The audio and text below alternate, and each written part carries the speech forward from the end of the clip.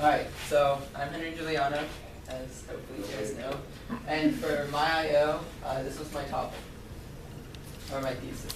In the novel, The Non-Existent Knight, Italo Calvino characterizes Agaluf by creating a paradox of existence through the fact that he does not physically exist, but substantially exists in a defined identity in order to encourage readers to think over the concept of existence in an innovative way, contrary to the accepted traditional ideas that existence has to be physical. So before we progress, I think it's important that we first define the definition of existence. So this is the definition of existence given by Google. And it says the fact or state of living.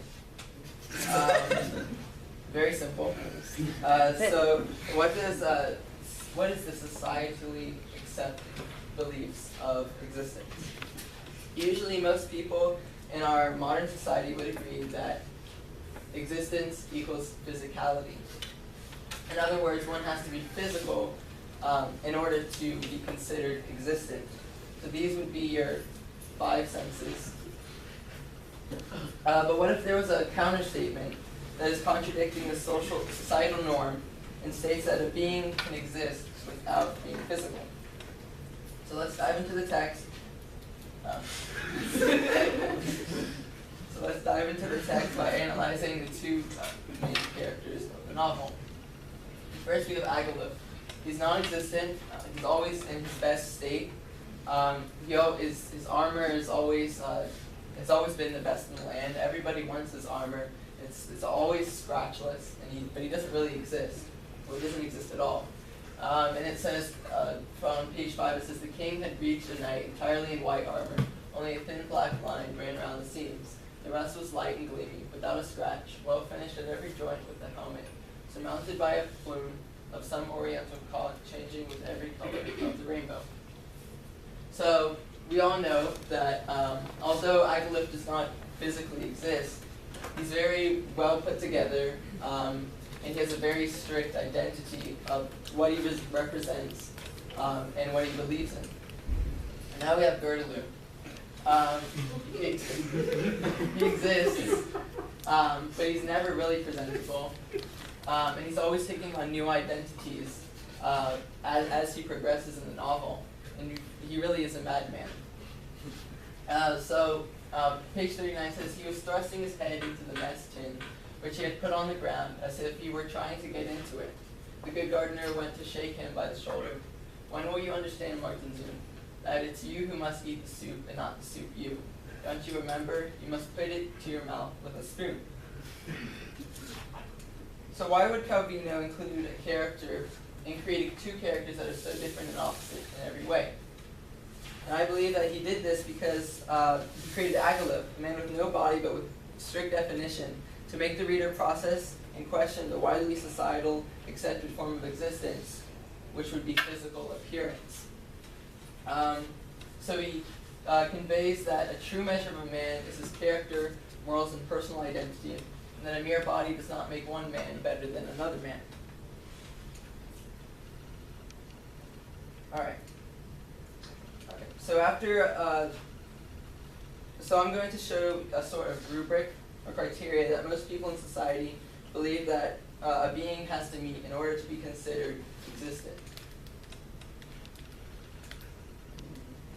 And that would be physical appearance or life. So after knowing these, so keeping these, this physical appearance and life requirements in mind, I'm going to show you a 3-question quiz. And you answer these according to if they're existent or non-existent. And you can just write this on one of the sheets of paper that you were given, or you can just keep these in your head. So we have the first one. Someone want to? This. There you go. Next one. Exist. All right. The last one. Exist. All right. So this wasn't really a trick question or anything, and as you see, you all got it right. So let me introduce you to a rubric that I would think would be more suiting and correct for a book like we have on our hands right now. And that would be purpose, and a message they're trying to convey, or their identity.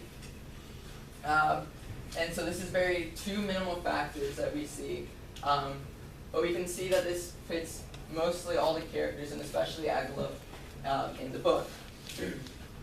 So we have Agilulf. His purpose is his knighthood, his chivalry, and following the codes of chivalry. He loves to be a knight, and that's all he's done.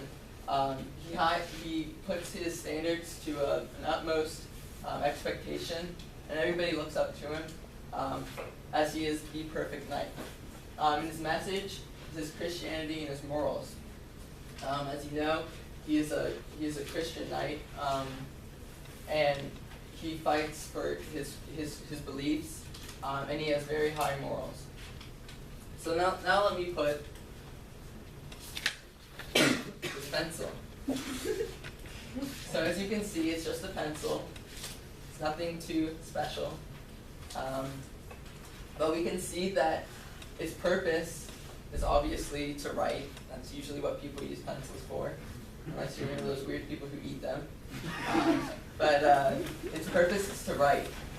And if we look on the pencil, it says, "Defend the weak, be courteous to all women, be loyal to their king, and serve God at all times. The knights and code of chivalry." So this pencil, this small, is as existent in the same way as the main character Agilulf by the author of this novel, Italo Calvino, who challenges the widely agreed upon definition that in order to be existent, one must be physical. But through the text of this novel, Calvino encourages us to think and measure existence through one's character, morals, and self-identity by giving the novel a postmodernistic character like Agilulf.